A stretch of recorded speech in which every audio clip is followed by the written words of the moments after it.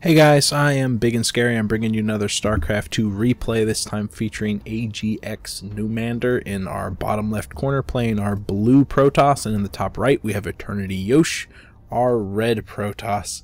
We're on Cloud Kingdom. This is a best of one between two masters, I believe, off of the ladder, so expect some fantastic play. You know, these guys are cream of the crop.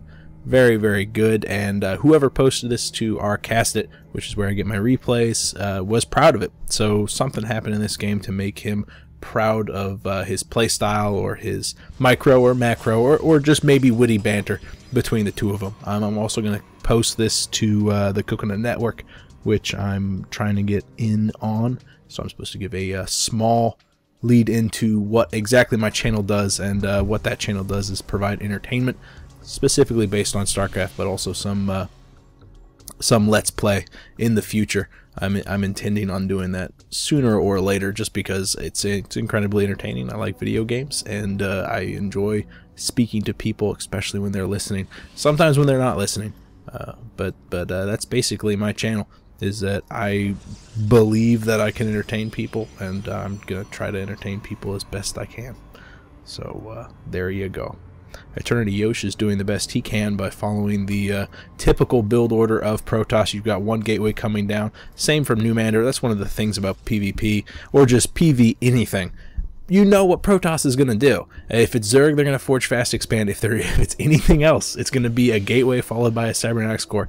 Every now and then, once in a blue moon, way back in the day, you would get a two-gate rush or something like that with a lot of zealots, but it's gone by the wayside, and really the only thing you see is this gateway. And I'm hoping Heart of the Swarm changes that. I'm hoping that they adjust something in the very early game for Protoss to make it far more dynamic.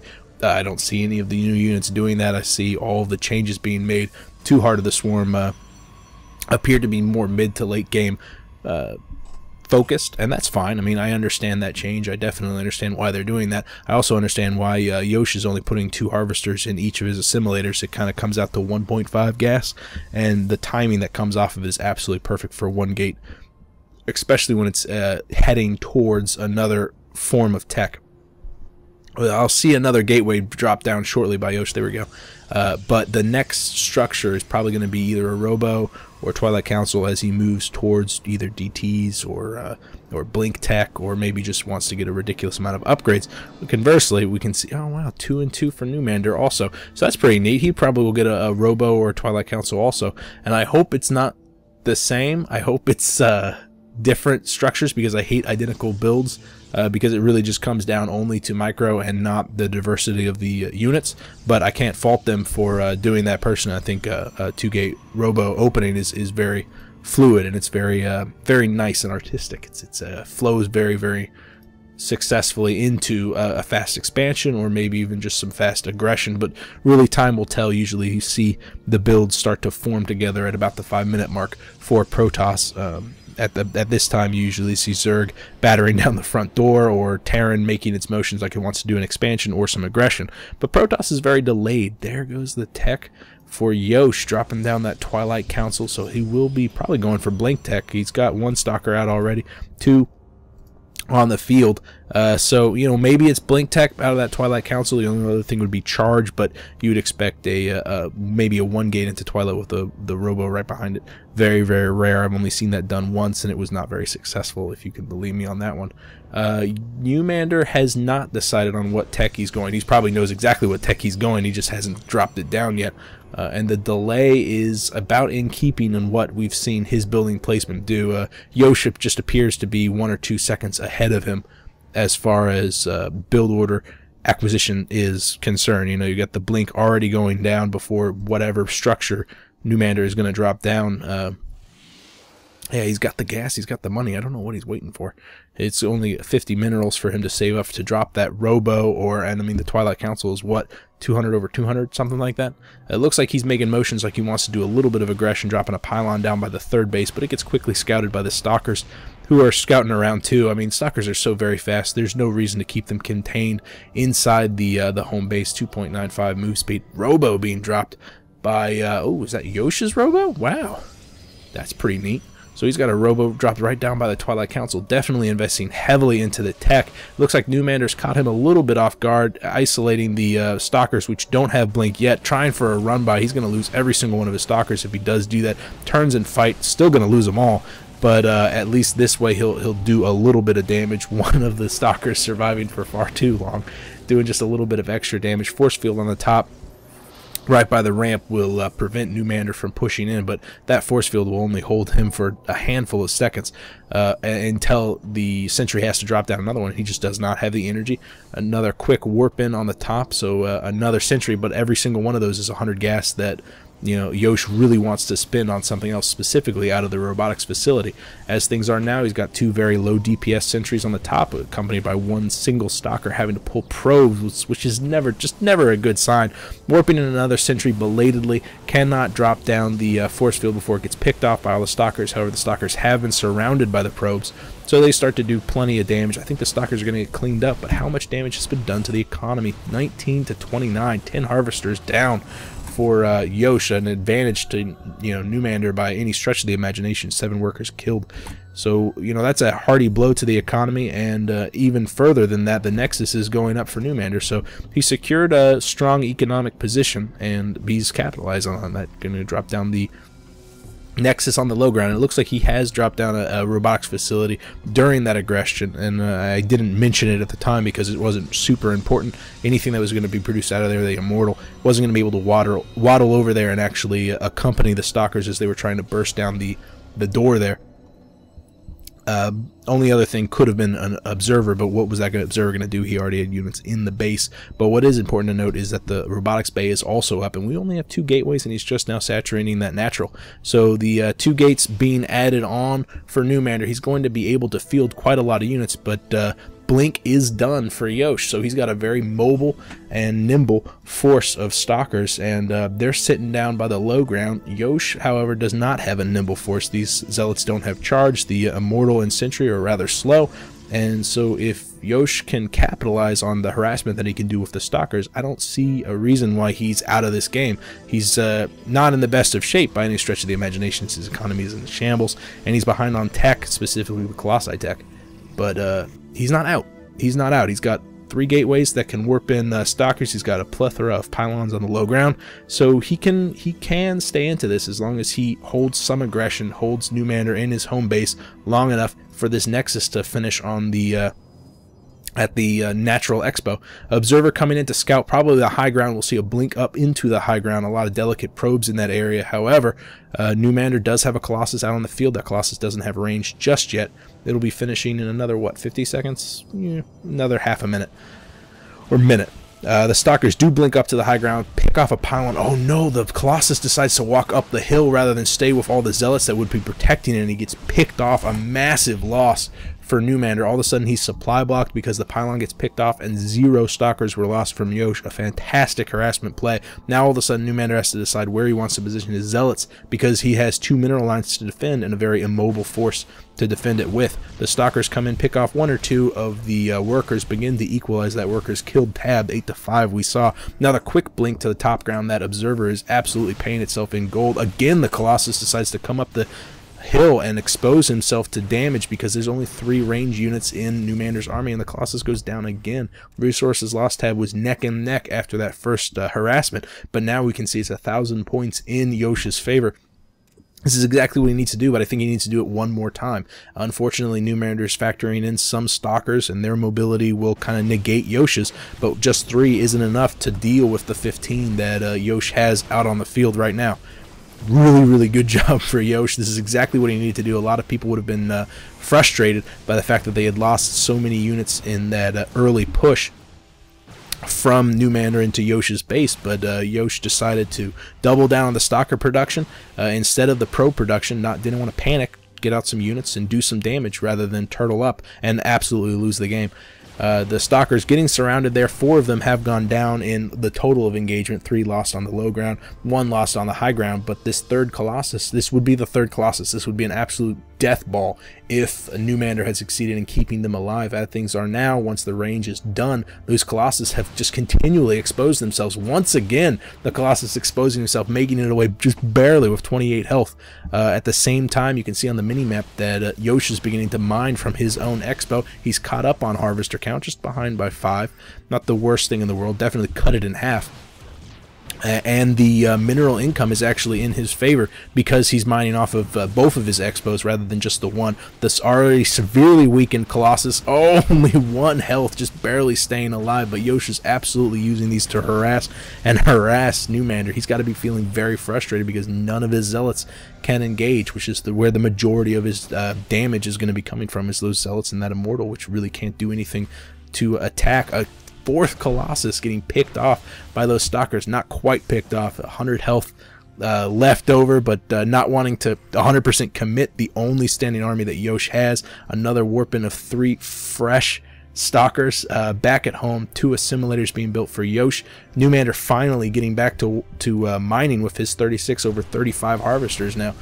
Quick blink to the high ground because he saw that NouMander had split his forces in half. Yosh being able to only engage half of the forces at one time kind of came out ahead there also. Even though the resources lost tab is showing, you know, there's a small gap in between the two of them, but it's still a 1,000-point lead for Yosh. And remember, Yosh took such a heavy blow in the early part of this game. I'm beginning to suspect that Yosh is the one who posted this to Casket, even though I have no idea. Oh man, that Colossus, though, finally finding itself on the high ground, beginning to rain down fire, does not know about the Observer, but he's got to suspect it just because those Stalkers have been blinking up to the high ground. Fantastic blink micro from Yosh, keeping all of those Stalkers alive, engaging the delicate sentries on the low ground. We can see only 1 sentry, and those force fields really could do a number on those Stalkers if they could hem them in so that the AoE damage from the Colossus could actually do some damage. Unfortunately, NouMander, even though he's got a superior army, or has had a superior army for a very long time, at this point it's not really superior anymore. Yosh has been so cost effective with so many Stalkers that he could afford to lose half of his units and still be in the lead as far as army count is concerned. Supply is evened up 80 to 83. 3 more Stalkers being warped in on the low ground, as well as an Immortal being mixed in. NouMander realizing that his Colossi are very, very delicate and very exposed to this high mobility from Yosh. Yosh playing these Stalkers like they're Mutalisks, just going from high to low, and harassing all the mineral lines. NouMander realizing that Yosh has been absent from his map for 2 seconds, and he's probably going to be in a mineral line. Guesses incorrectly, though. Goes to the main mineral line where Yosh attacks the natural Expo. I don't even want to know how many workers killed so far. 25 to 14. What is that? Two Zealots have made it into Yosh's home base. 3 of them total. 2 more Zealots are hacking away from Yosh's side to kind of defend against them. The Stalkers have made it back into NouMander's home base. Have gotten surrounded. They don't want to blink away from there because then they won't be able to blink onto the low ground. Unfortunately, Yosh has lost quite a lot of Stalkers. That engagement was not in his favor one bit. In fact, the supply count is neck and neck now, and there's a lot more Stalkers in NouMander's army. He'll be able to kind of contain Yosh, slow him down. Another round of Zealots making their way back into the Expo for Yosh, beginning to work away at those units, and unfortunately there was a fresh round of Stalkers back with Yosh's main army, so there's nothing really to answer those Zealots for a couple of seconds. Finally, another round of Zealots from Yosh so that he can actually deal with all those Stalkers. But he's done quite a lot of damage already. The Harvester count, even though he's lost a lot because of the Zealot harassment, is in the favor of Yosh, which just will absolutely speak volumes to how much damage he's done with these Stalkers. A quick blink to the top, picking off a lot of the sentries that are back at home. And these Stalkers have basically free reign on the base for a couple of seconds as NouMander had decided to move out. Maybe he was expecting Yosh to pull back with all of the Stalkers so that he could deal with the harassment. The third is going up for Yosh, so in a couple of seconds he'll actually have an economic advantage, which will be the first time in this entire game, I think. Bit of a misblink with those 2 Stalkers going down, but better to lose 2 than the entire army taking too long to micro it. NouMander, though, has succeeded in getting up a very intimidating army, 3 Immortals. total in that force, as well as several sentries. Not as many sentries as you would expect, because several of them have been taken down. Also beginning to research that blink so that he can deal with the pesky Yosh. Finally, NouMander has an even engagement, forcing the blink back from Yosh, forcing him to just fall back to his pylons, and all of a sudden Yosh is on an even playing field. I don't see any upgrades out of either player, not at all uncommon in a PvP, but remember, Yosh has that third up. He's beginning transferring over those probes right now, working down the saturation. His main is completely mined out. Well, not completely. He's got 3 mineral patches, but the mineral patches for NouMander are also looking pretty thin. And NouMander only has that natural expo. The stalkers are sitting down just waiting for that third, and is basically, Yosh is going to be playing the game of you can't take any bases. He's going to starve NouMander to death. Unfortunately, NouMander has a more intimidating army. His immortals, if he were to engage those stalkers directly, he would definitely come out on top. Yosh just needs to continue to be so cost effective with his units, continue to keep that resources lost tab very much in his favor, and just whatever he does not engage directly in NouMander. If NouMander were to try to take this third, I have a feeling that these stalkers would just blink up to the high ground and decimate the main base of NouMander, and that's going to keep Yosh in the lead. I mean, he's going to be mining from this third. He's going to be in a fantastic economic state. I mean, he's up by 500 on the mineral income, having so many extra minerals that he can just throw down another Nexus, just because I don't think he has the drones to harvest from there. 60. That's quite a lot, actually. Again, the stalkers just darting in, distracting NouMander. Oh, the observer on the high ground does go down, though. That is a blow to Yosh. I think that's going to be it for his stalker harassment. It looks like he's beginning to factor in some zealots, actually. That's a very good play. The charge is done on those zealots also, so they will be very effective in the coming battle. Unfortunately, NouMander has other plans, probably going to be moving out to crush that natural, which is half of the economy for Yosh. He's also got some zealots leading off into the top left corner, so they'll scout that fourth, keep an eye down on Yosh's main force, because they'll be moving into that home base. Basically, is it NouMander? Can you commit? Will you commit to the base trade, realizing that you have 4 bases to take down for the 2 that Yosh has? Or will you turn around and try to defend the Colossus at home with only 4 zealots in the way?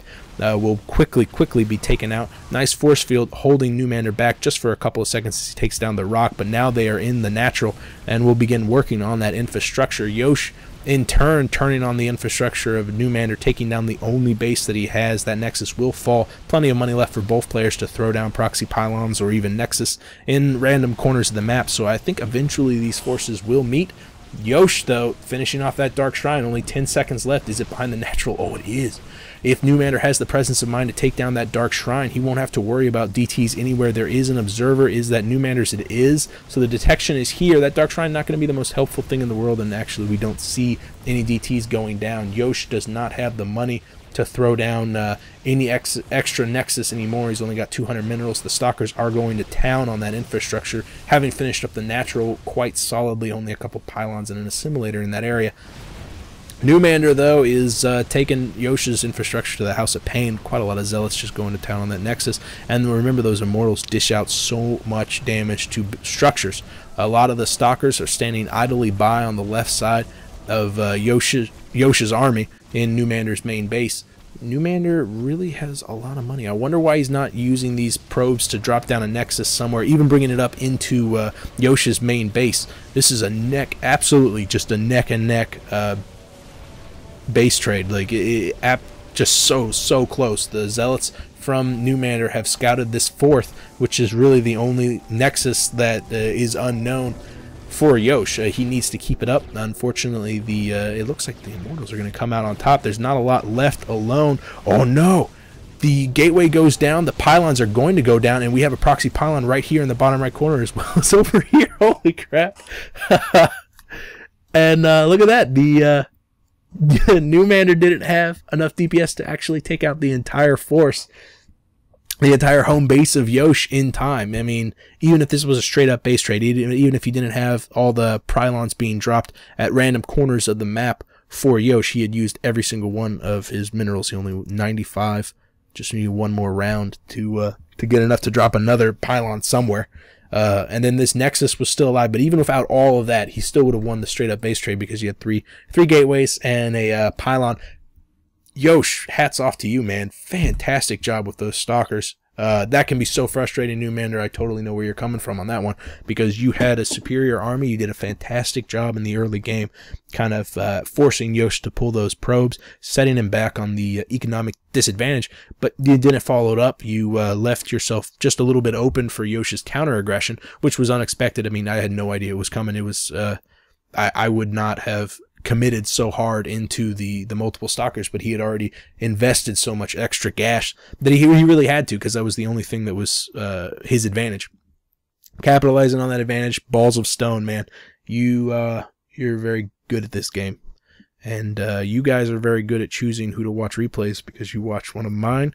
If you guys like what you see, you should stop by my channel sometime, subscribe, or even drop me a game you want me to cast. I'm always looking for stuff like this.